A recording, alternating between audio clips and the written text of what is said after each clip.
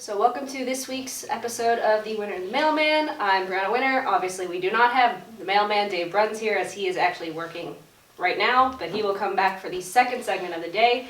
But right now we have Scottsbluff golf coach Brock Ehler for our coaches box. So how are you doing today? I'm doing good.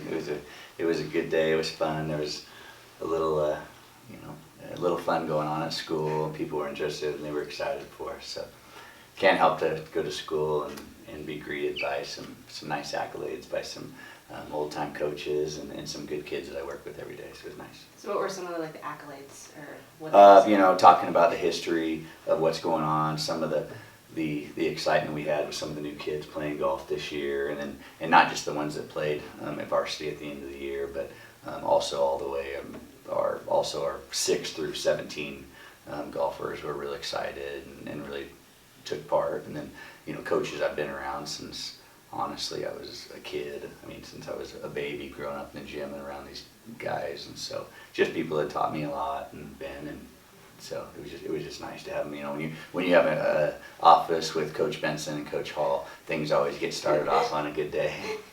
So speaking of most of those girls, what did it mean for obviously most of your team to have made it to state after only picking up a golf club a few months ago? Yeah, well, it took a lot of grit and pain, a little bit from some kids, and it was interesting. You can like you said, you can lead them to water, but you can't make them drink, and so. But these kids, they contact us, the coaches, and see if we'll go out and help them, and they want to do it. It doesn't feel like work to them, so that's always exciting. And then obviously, when you have an athlete, I don't really care what the sport is. The ceiling's just a little bit higher, and they progress a little bit faster, and then also the key to anything is relationships and good leadership. And I thought even through the school, the administration, the community, of course on our team, we have it, and the coaches, and obviously I've just learned from a lot of people, and I try to put some of those things forward, and with, like I said, good relationships and good leadership lead to success. So going off of them obviously coming to you guys for help on certain things, have they asked Anna Kelly for certain things? Because I know that yesterday we were talking about her leadership role on the team. Yeah, well, Anna she just kind of gets in her own little element, and she just goes. She's great with fighting adversity. Part of the reason Anna's so successful is because she's seen so many adverse conditions. She's a go-getter. She's a very hard worker. She's been our athlete of the year, the lifter of the year. She's a key component in on the soccer field, the basketball field, and of course, how much she loves golf, and because of that, she's a key to have the leaders. If you have good leaders in school, whether it be going to the weight room, take Garrett Nelson for example, it's easy to get, if he's telling kids, hey, we got to get to the weight room and get that done, those are huge to have a good relationship with, because they bring people in and they lead by example. Garrett first on the field, first off the field.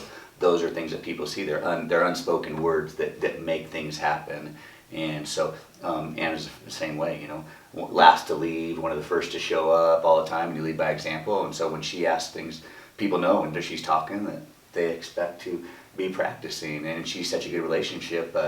Kids all over the school, they know who she is, and if they want somebody to lean on, they lean on Anna, because she's a shoulder to cry on, and she's also somebody to help find the answer if they don't have it. So going off of the adversity, yesterday's state championship, obviously 2-hour weather delay and then a 30-minute at the end. So what would have happened, obviously I'm asking for those that don't know golf like myself, what would have happened if those last groups didn't get to finish the holes that they were on?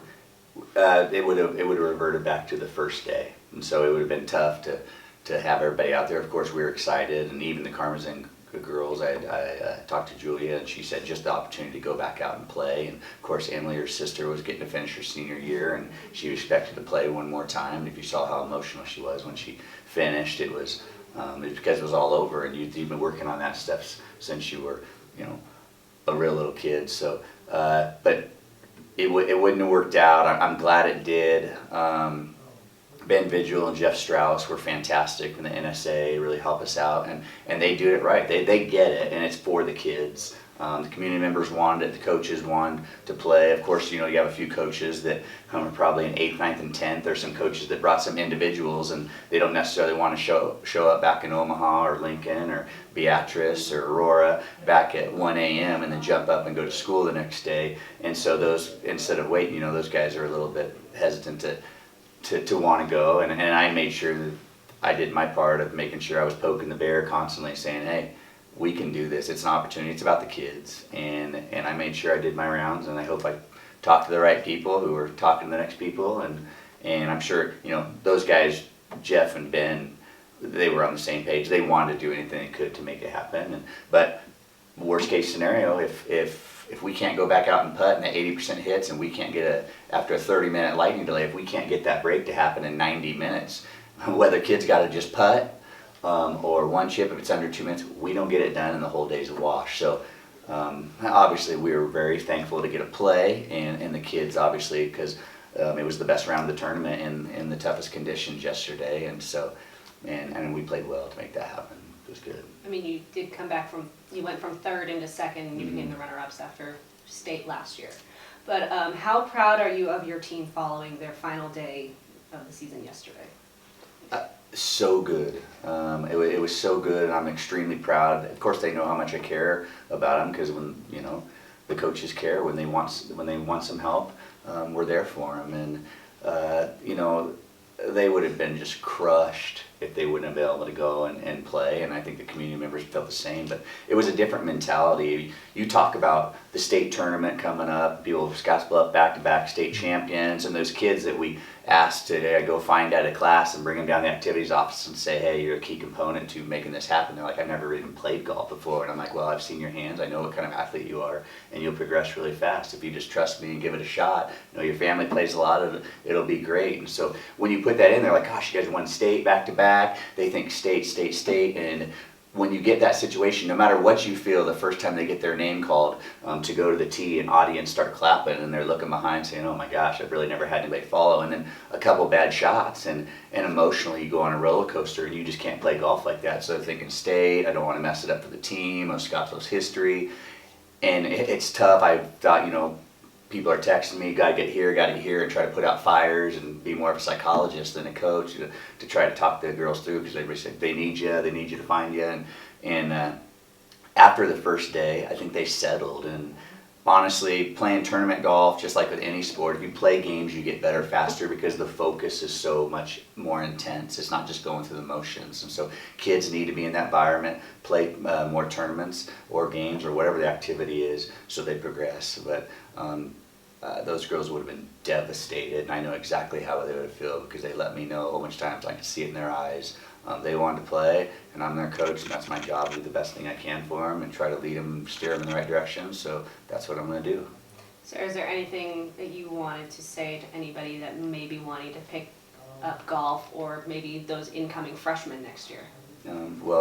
I hope we're a good example of what the National Federation of High School Activities and the Nebraska State Athletic Activities Association are what about. And that's about to teach kids about rules, about being on time, about be coachable, how to work with other teammates, about respecting the coach's decision, whether it's right or wrong. And most of the time that comes from good parenting. Good parenting leads those kids to believe, hey, you trust, that's what it is, school. It's just going to set you up for life. It's just what it is. It's not always going to be perfect. You're not going to get along, be best friends with all your coworkers.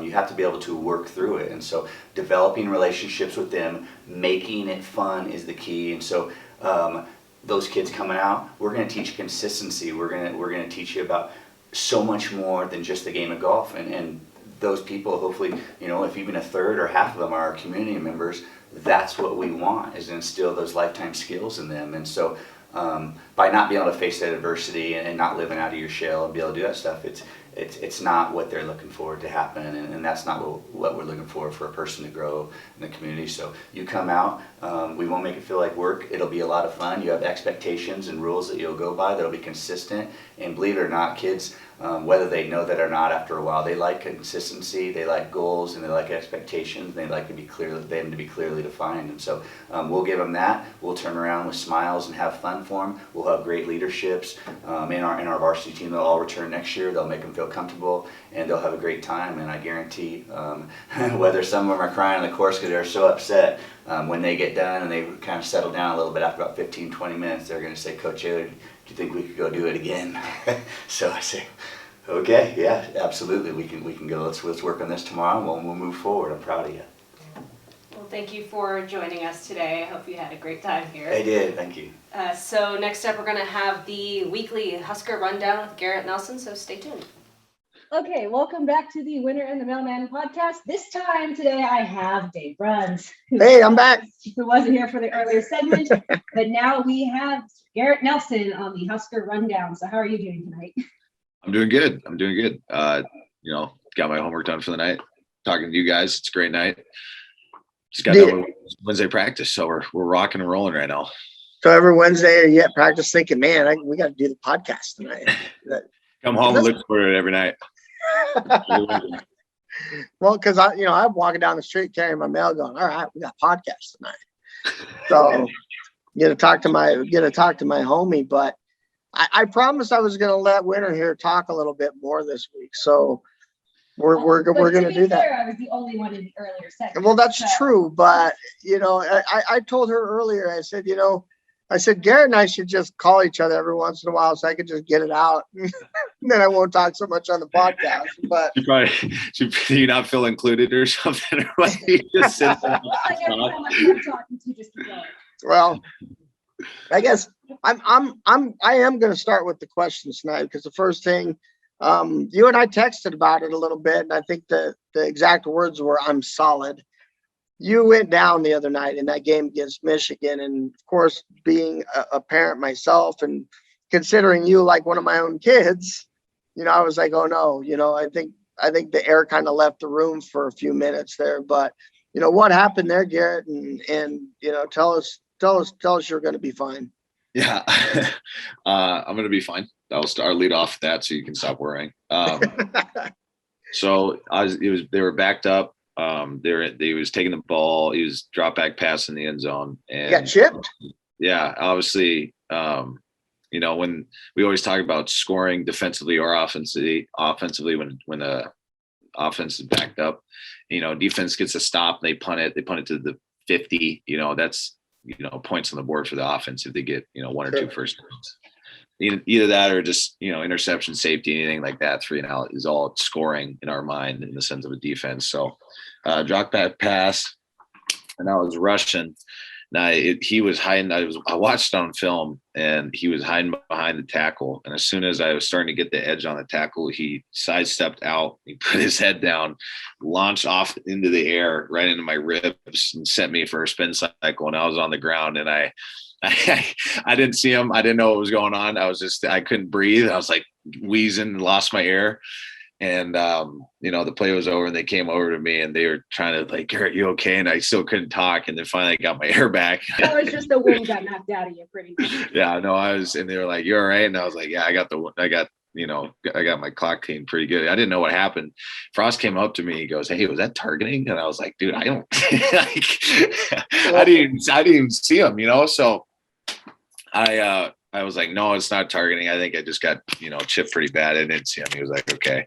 And then watching it back, it was like, my opinion, I think it was pretty bad targeting. The guy put his head down and everything. Yeah. Body and launched his body, which is technically, it was definitely targeting. I mean, he lowered his head. He probably just stuck his head down, knowing what he had a freight train coming at him, and he had to find a way to stop it. And it's funny because my sister-in-law was texting me during what had happened, and she texted me and she goes, "Oh my God, is he okay?" And I said, "I don't know, I'm not there." And she goes, "Well, your brother said it was a cheap shot." And I said, "No, he probably said it was a chip shot." I said he got chipped, and she's like, "I don't get it, but I'll take your word for it." Mm-hmm. And then they showed the replay, and I said, "Well, maybe it was a little cheap there." I said, you don't take him down unless you're doing something that's gonna, disable him for a few minutes. Yeah. And I'll tell you what, that little running back, he hit you. And I wasn't real impressed with that guy all night anyway. He did a couple of things that made me mad, but I'll get over it. I mean, he hit my What made boy it- there. Yeah, what made me feel better, I came to the sideline and my position coach, Coach Dawson, he goes, "Hey, only good guys get chips, so take that as a compliment." And I was like, That's a good point. Okay. That's a great point. It's like, thanks, man. Made me feel better. So, but yeah, no, I got chipped, and yeah, they got the first. I was more concerned that they got the first down. I was pissed about that, but I was fine. So, but yeah, it's like, I guess, dudes are starting to chip now, or I guess recognize that, the edge pressure that I give, which is nice, especially, Michigan being a top, what are they, 5 or 6 team now? Yeah, I think there were 9. There were 9 in that one, but They're 5 or 6 now. they're 6-0 now. And Yeah, it was funny because even my wife stood up off the couch and she goes, "The only way you're going to stop him is to cheat." So, and I had to laugh at that. I thought that was kind of it's nice getting recognized as, a guy that they need to chip, especially that good of a team. So yeah, that's a great point. That's a great point. You gotta take the positives out of everything. So now going into the end of the game, when the question I had asked you before Dave had even walked in, but you guys are up for like the last few minutes. What happened? So I believe it was it tied, or were we ahead when they were ahead, and then I think it was 2 field goals. that forward progress play? I'm talking about when Adrian Yep. was it 29-29 then, or were It was 29-29 when Adrian got, and that was forward progress. Yeah. That should have been the ball that should have been down. The ball should have been forward progress. I said it, and I looked on Twitter, and even Will Compton was talking about it. So I knew I was in the right ballpark when Will's talking about it. Yeah. So I'm trying to think back here. So so we stopped. Was it the field, because they kicked a field goal to tie it up, and that Right. Was that the hurl drive? The guy hurled. Yep. The first down, the hurdle. Yep. Yeah. So that was, I missed that tackle on that drive too. Now it's coming back to me now. So they started that. I saw it. Yeah. Will had that good drive, or Will had that good punt, or it was a kicker. I can't remember. We pinned him deep, and they were driving out there, and it was second or third and medium, I think. And I missed that tackle on that running back. And that's when they were driving. That next play, I think they broke it. The guy hurdled them. They got that X run, the X play, the explosive play that they had, hurdled it down. We stopped them, kicked that field goal, and then on that ensuing drive, they got the ball stripped out. I remember that. And then I think there was, like 3-ish minutes, maybe 2-ish minutes left in the game. Yeah, and you guys, I mean, the black shirts gave us another chance. Mm-hmm. I mean, you guys did, man. You guys knocked them around a little bit and gave us another chance. So yeah, and then they got stripped. We put out the fire, went back out there, stopped them, gave them a field goal, and then obviously, like you said, that minute 17, I think they had left, or minute whatever they had in the drive, just couldn't get that second or third first down that they had. So, but yeah, that just need them. I think there was a stat that came out that was like, since 2018, we've had 8 clutch drives, I think, and I don't think we haven't done well in that clutch situation to win win games or kick the field goal or whatever. So obviously, I mean, everybody, the coaches are smart guys. They probably look at that and they're like, okay, we need to, we do clutch at the end of the, today is our Wednesday practice. We do clutch as the last period of every Wednesday practice to practice the situations and what they do. If we get an interception and we're up, we get down on the ground and game's over, be slow off the pile, there's one timeout, stuff like situations like that. So we practiced it every Wednesday, and that I guess when we get in those big games that, and it's starting to get that time, we need to be, more, that's the word I'm looking for, bigger point of emphasis, I guess, during the game, instead of just like, this is, everybody knows this is the game, right? The winning drive, or the game for, this is the drive for the game, I guess. Kind of having this is all or nothing, like we need to make this work no matter what type of deal. I think, I'm not in the offensive huddle. I'm sure they're saying that, but maybe we're not doing something right because the whole, we haven't scored on a clutch drive or whatever. So something needs to be fixed or changed, or we need to talk about it more or practice it more. Who knows? But yeah, so that, that's what happened. How bad did Adrian feel after that? I mean, I know he probably put that on his shoulders and carried it with him. Yeah, I remember in the interview he said that he thought his forward progress was stopped and he let up and then the ball was stripped, and he's one of the most honorable, tough guys I know, and he'll put that on himself fully, which he shouldn't, because it's obviously a team game. Just like how I missed that tackle, that's where it gave him the field goal, and thing you can look at points in the game and be like, oh, that was on me, and he thought it, everybody thought it, besides the dudes that were calling the game. And yeah, well, that was ABC. Never. I don't want to even go there with the ABC guys right now. So. That's the way. It's the way of the road sometimes, and which is fine. Just don't. That's all I gotta say about that. I don't want to. I mean, it must feel good, even if you've lost these games. It must feel good that you've stuck with these ranked, like, what, top 6? Yeah, guys, you guys have been through a meat grinder. I mean, literally a meat grinder. We lost by like a touchdown or less to every single one of them. Yeah, I mean, but that corner's getting turned. I think, it's, I was, how I get, Dave. I'm in my bed late at night thinking about football, thinking, about what's going on. Yeah, well, I'm surprised you don't sit up with a notebook and this, and this, and probably X's and O's, probably going through your mind all night. Instead of counting sheep, you count X's and O's, or what? Yeah. My freshman year when I got here, I'm this talking about this week playing Minnesota. This freshman year when I got into college, where Nebraska football was, guys didn't want to play in the cold, or they weren't together, or they didn't want to do this and that, to where we are now is light years of, I've been a part of the whole shift, light years ahead from where we were, Minnesota week last week to our last 2 years to this year, and the amount of improvement as a team, everybody talks about culture, team culture, toughness, determination, camaraderie, all the buzzwords, has improved tremendously. And we're such a better team than we were when we went to Minnesota when I was a freshman.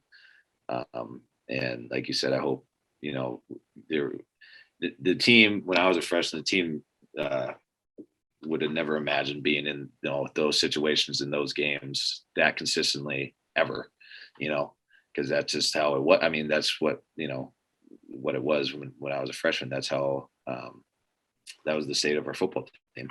And that, like I said, I can't go back and change that and tell you, I'm not going to sit here and lie to you. And so it, like you said, turning that corner and being in this meat grinder, and I think that we have the toughest. We came out with like the toughest schedule of the NCAA, like the whole NCAA or the Big Ten, and we're putting through, like you said, this meat grinder, and we're, within 3 or 7 points or 6 points or 2 points of these teams that are undefeated and in the top 5. This kind of shows you where we are as a football club, in a positive light, and how far we've come. Well, I could tell how big of a win that was for Jim Harbaugh. Just his reaction and stuff after the game. He knew what they were getting themselves into with you guys, and he knew. He had said it earlier in the week, toughest 3-3 team in the nation right there. I mean, this is not a team you want to look past. And, his reaction after the game, not a big Jim Harbaugh fan by any means, but his reaction after the game, he knew, just like I've said about the other games, that he knew they got punched in the mouth. He knew that, in order for them to be even considered for playoff contention, that was a game they needed to win on the road. And, a big sigh of relief. I don't know if they're going to get the nod for, possibly. They still got to play Ohio State. I mean, that's just, but I mean, you go back to, and you said the word 3 times, and I had it sitting in my head, was the culture. Not only are you guys a better football team than you were when you first went down there, but the culture seemed, and we can see it as fans. on the other side of the television set, we can see the culture back at Nebraska. And I think, we talk about buying into the program. We talk about, and I'm seeing a lot of negative fans that are really turning the corner, not only on the Huskers, but on Adrian Martinez and Scott Frost. These people, there's such pessimists out there. I saw all the fire Frost things. I saw all the bench Martinez things. I saw all that stuff. You don't see it near as much now as you did, because you guys just flipped the light switch, and you guys have been that old Nebraska team that we were all used to, and we're so happy to see that. Mm-hmm. Yeah, I was in the same boat with you. It probably hurt me a little bit more because, I spend hours of a day with those guys. Like I said, Adrian's one of my really good friends. He's my locker buddy. I get to I'm spoiled in a way to have him sitting right next to me. I can talk to him, and Coach Frost, that would lay down his life for any one of us, and then he's my guy, and, all of the things that he does and the things that I don't see him do for us. And seeing those comments about them, it made me mad, because people that they didn't know, they have no way of knowing what he does for us, and how hard he coaches, and how much he cares, and how much he loves us, and how smart of a guy he is. Same thing with Adrian, I probably shouldn't read them, but I can't help myself. Yeah, and they always tell you not to, but I know for you it's motivation, I'm sure. I mean, for some people, for some people it's probably not a good thing to do, but I think for you it'd be like a motivation. And I know how smart Coach Frost is. I mean, the guy is brilliant. I mean, he went to Stanford. Yeah. I mean, before he came back here, he was like this extremely smart guy. Did you watch a lot of the game, or did you watch it all? I did not, because I had the day off, but I did watch evidently when he went down. Yeah. Because that was what was playing where I was, and it was just on that part, and I'm like, Yeah. Oh my God, is Garrett okay? Yeah. Well, and one of the things that I noticed between Northwestern game and this game was, the Northwestern game, you guys were up big, and Frost didn't seem happy. Mm-hmm. His press conference after the Michigan game, he stood up there and he could not pour more praise out for you guys. I mean, he was so proud of you guys, and you could see it. I figured, well, after the way he acted, with his Northwestern interview, I was like, oh, great. I wonder what's going to come out this time. And he was so proud of you guys, and he couldn't have given you any more praise than he did. Yeah. And that really kind of warmed my heart to see. Yeah. I mean, I guess the biggest thing that, I take away from that game, or that sticks out to me, is that they felt, even if it was like we were playing in the big house in Michigan, or even, the roles were reversed in the sense of like we were visiting them or they were home against us. If the game played out the same way in just two different places, I like to think it was us as a team, not just the stadium and the fans, but they felt they were like getting squeezed, like they couldn't, they were dropping balls on punt return, the offense couldn't move, they were getting hit, the QB was getting hit and he threw a pick, that their defense was getting, ripped to pieces in the second. They were getting nervous and squeezed, and we've made a top 5 team freak out a little bit, and it's something that hasn't happened for a long time around here. And we're putting pressure and being constantly leaning on that team with toughness and just coming back and back and back and back.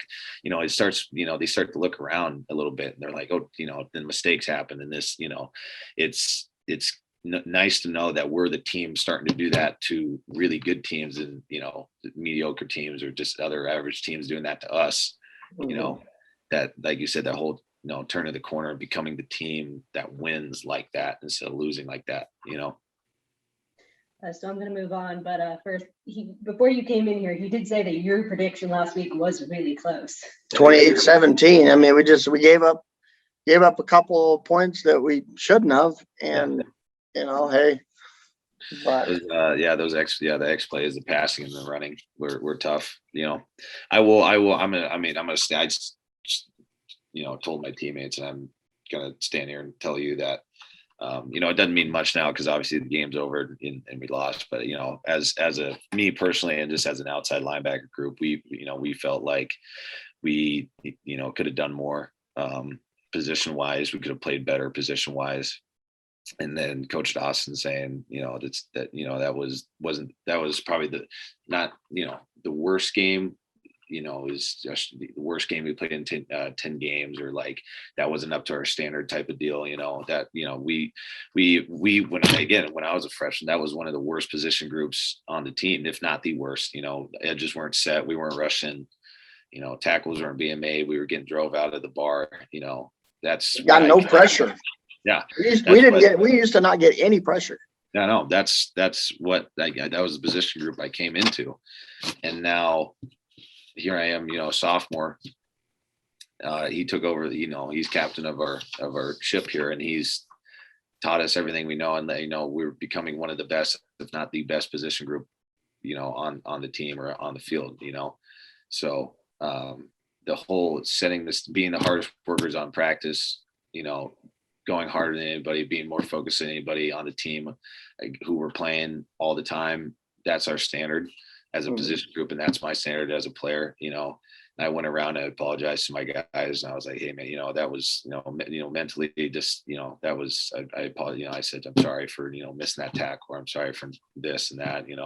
Letting those guys know that, I'm trying to be accountable for my work and what I did, and that wasn't the position group standard, and that wasn't mine.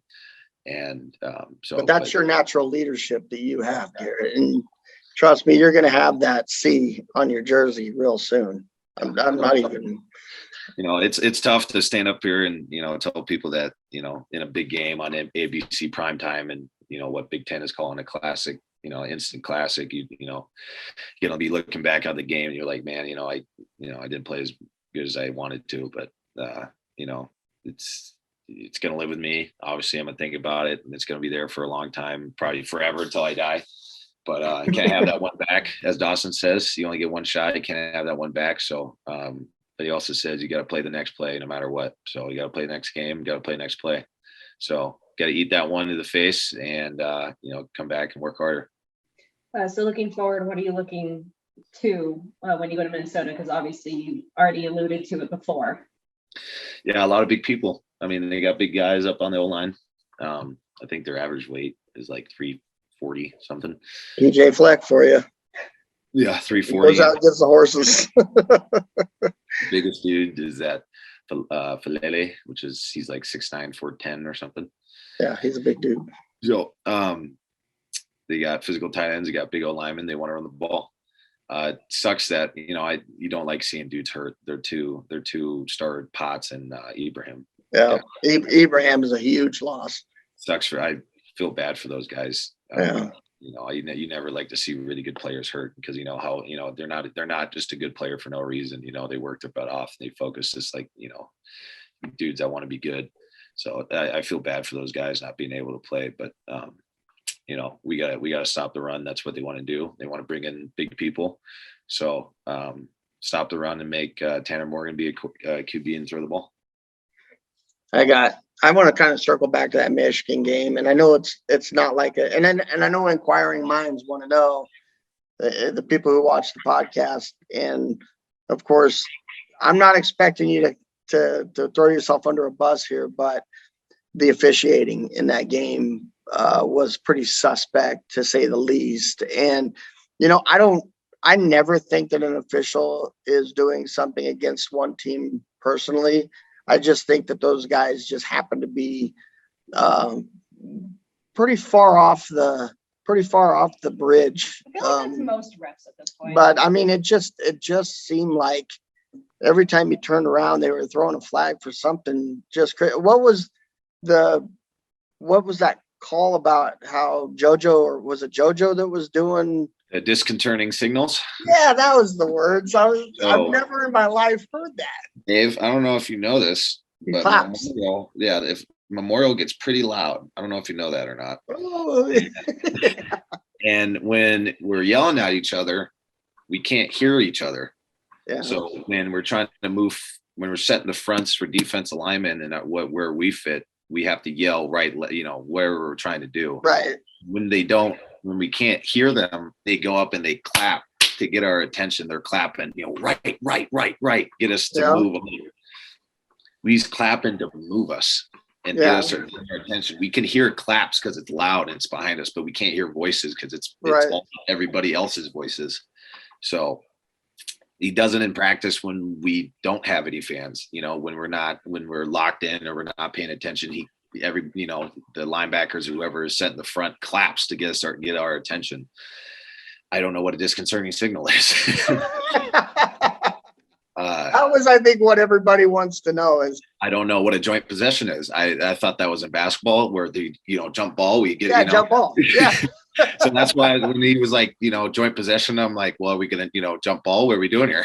Hey, we're both wrestlers, so I mean that doesn't make any sense to us anyway. Yeah, somebody has to win the possession. Like, what do you mean joint possession? Like we have the ball. You know what I'm saying? Yeah.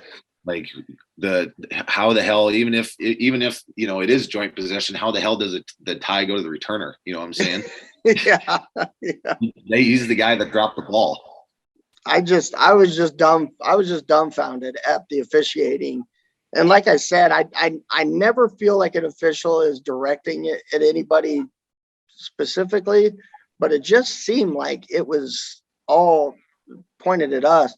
And it was just whatever they could think of to call, like the signals. I mean, I sat there in my chair and I was probably silent for like 5 minutes. I just looked at my wife like, what on earth does he mean? And she goes, I don't know. You're the football guy.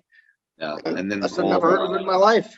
Illegal formation. I saw so many pictures of people posting the illegal formations about the Michigan fan was like, well, look at this formation from Nebraska. And then then like 60 other Nebraska fans would show like 7 different pictures of Michigan having dudes in the backfield. It was funny, but yeah, dude, it's just, I don't let, just with like in wrestling, don't let your fate or your destiny be decided by a ref. Play or wrestle well enough so they don't have a choice in the matter. Unfortunately with football, it's there's some exceptions with that in the sense of like there's going to be flags in the football game and they're going to go either way. You know what I'm saying? So can't control what you can control. That's what exactly.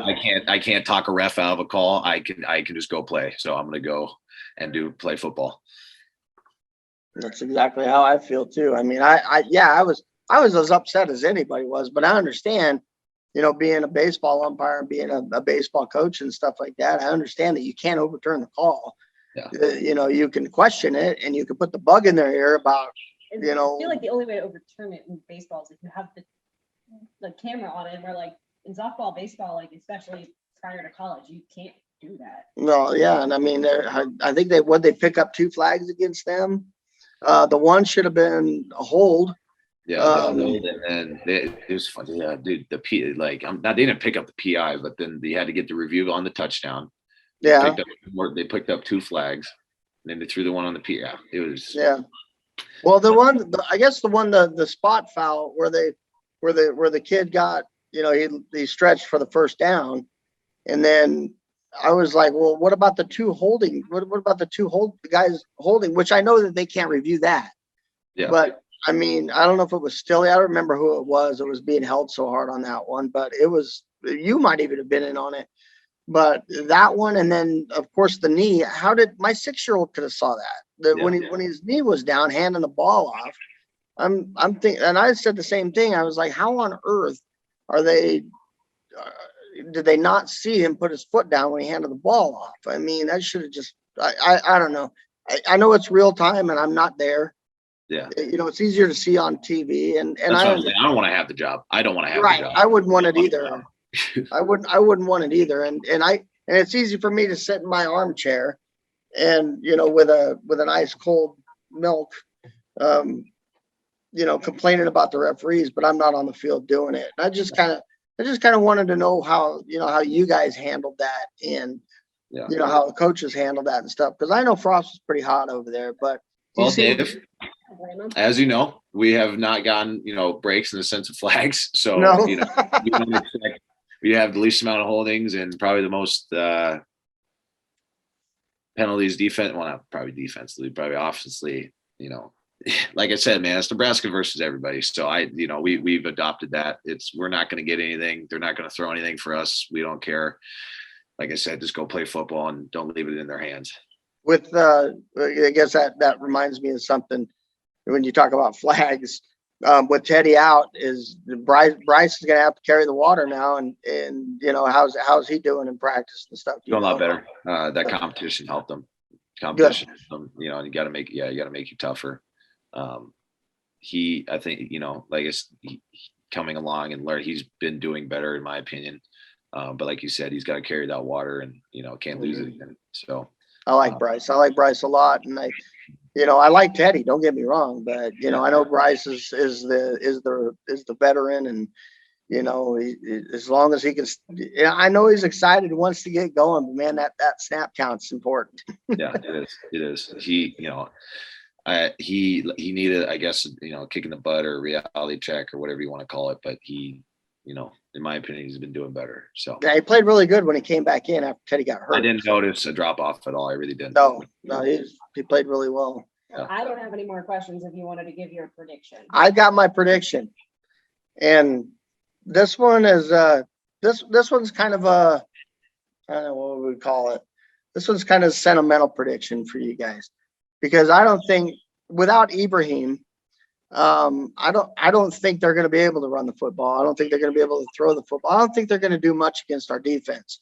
Yeah. Therefore, and I think that 2 a.m. is going to have a night. I think Xavier Betts is going to have a night, and I think our running backs are going to run wild. So my prediction, 44-13.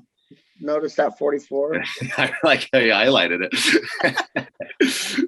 44-13 Huskers over Minnesota on Saturday. But is there anything else that either of you two wanted to add? No, I don't think. Ask me some hot questions.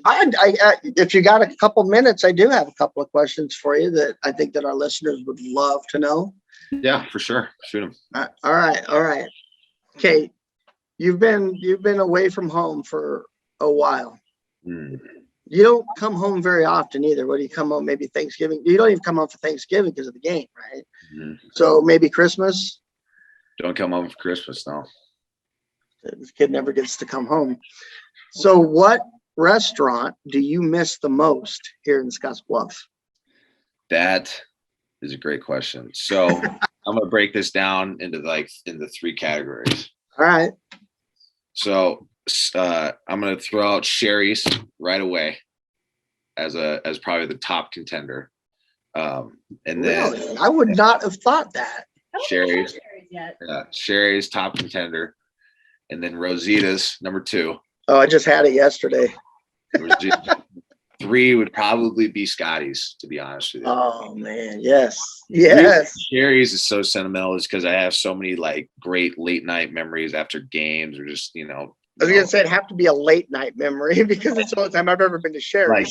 Some high school kid, 2 a.m. Let's go to get pancakes because we're up, and let's go be goofballs or whatever. And just after games, coming home from the bus from Lexington at 3 a.m, everybody's like, dude, let's go get Sherry's, stuff like that. And I have a lot of great memories there. They have great food. The whole diner, I'm really into the diner late night deal, Yeah. like that. And kind of a night owl. Probably a Reif Schneider involved in that one. Yeah. Right. And then number 2 is Rosita's. Me and my mom used to go all the time. My mom, when I was a little kid, she goes, would make my day when she was like, you want to go to Rosita's? And I was like, yeah. We would go, and it was just be me and my mom. It's our favorite restaurant. Tell the guys about ponchos, man. Ponchos are the greatest thing on earth, the 8th wonder of the world. Yeah, it was awesome. I mean, my mom, like I said, I love my mom. We went there all the time. We ate food. They have great food. They have a great place. And then Scotty's was the Friday night light lunch that me and Rifey and Dells would go to and get our big thing of fries and a couple burgers and get a grape slushy. And we would see the coaches there. Mount Benson, Moran would go there, and yeah, we would hang out with them, talk about the game. We'd go in our jerseys, and it'd be, the old school burger place that, you see in movies. It's like the 80s, all the dudes in their like varsity jackets, chicks drive by or whatever. Like that's what we thought we were. And yeah, so those three I do miss. So when I do come home, I'm going to definitely hit those 3 spots. That's me with In-N-Out every time I go home. Yeah. See, we don't have any. I think the closest one's in Denver. So Yeah, that's what I heard, the Colorado one. My senior year of college. Or after my senior year of college. So I didn't even get that unless I went back to California. favorite cuisine in Lincoln. Cuisine in Lincoln. That is so. And you can narrow this one down because I know there's a ton of places. Because like Laszlo's, Yeah. I never miss a chance to go to Laszlo's when I'm in Lincoln. That's kind of the post game spot, honestly, for me and my parents and whoever's with us. Mm-hmm. If I'm going with the boys, we're gonna have some beers. It'd probably be like the Hatch or Tipsy Tina's. Those probably be the 2. Hatch is like burgers and beer, and then Tina's is like tacos and margaritas. So I'll have to keep that in mind. yeah, so it's fine. Those are probably the 2 or 3 places that I love to go down here. I feel like if you want to save these pop questions for the next coming. Trust me, I'll have plenty of them for the next coming week. But obviously we appreciate your time every single Wednesday to do the rundown with us, and I look forward to it. I think it's one of my favorite things in the world. I tell people about it all the time. Tell them to go to YouTube and watch it, and people want to know what's on Garrett Nelson's mind. I mean, like I said, you're kind of a cult hero around here, and obviously we miss you. The Bearcats miss you, but they're playing pretty good football right now. Yeah, they're 6-0, I heard, or 5-0. What are they? They lost a couple. Oh, yeah, lost a couple. Oh. Yeah, they lost. Well, to Fort Morgan. Fort Morgan is one of the top teams in Colorado. I have been lied to. All right. Oh, I'll have to They tell them. lost to Aurora and lost to Fort Morgan, but They have McCook this week. yeah, they got McCook coming up this week. So Oh, the that'll be- rivalry game, absolutely. And Yeah. then Gary will be next week. I And then think. Gary will be next week, which isn't a rivalry much anymore. But hey, Gary is making some strides. You got to give him a little credit. They have a lot of close games. They're looking to trying to turn that corner. I mean, Danny O'Boyle's doing his thing. Sweet. Great. Thank you for joining us, and for everybody watching or listening. Make sure to visit star-herald.com for more sports coverage, including the games that we just talked about that are coming up for Friday Night Lights this week. So have a good rest of your day or night whenever you're watching it, and we will see you next week. I want to see you throw the bones real quick before you leave. Though. All right, buddy. That's all I got for you. You have a great night, and we'll be talking to you next week. And who knows, I might throw a text at you here a couple times this week. Maybe get some other Huskers on here too. Yeah, I mean, if you can drag Damien or Luke or any of the boys, we'd love to have them. Yeah, sweet. Absolutely. I'll try to throw them up here and entice them. Maybe I should throw Nash like a piece of bacon or something up here. That would be great. So look for us at star-herald.com. Make sure to grab our print edition too. Print edition. Check us out on Facebook. We're Star Herald Sports and the Star Herald. On Twitter, Star Herald NE. Anywhere you can find it, go look for it. Garrett Nelson at GNelson763 on Twitter. He's also got Instagram, which I like to troll that one. There's some cool pictures on there, man. So go check him out. I don't know what that was, but we're gonna let him. That's Nash actually. Come here, Nash. Oh no, come here. Come here. Come here. Come here. Come here. Come here. Say hi. Just lean in and say hi. This is Dave from back home. He's the mailman. This is Miss Winter. She's on a podcast with Mr. Dave. That was him singing. I'm sorry. Sorry, I don't know if you heard what I was singing, but it was actually last Christmas. So I don't know, but I'm a legend, so ask Garrett. He'll tell you. I've heard things. All right, I got it. All right, Billy super. Nash. Mr. Bear. All right, Garrett, you have a wonderful night, and take care of yourselves, stay healthy, and we will be watching you on Saturday, and we will be talking to you next week. Okay, buddy? Absolutely. Yep. For you. Bye. Bye-bye.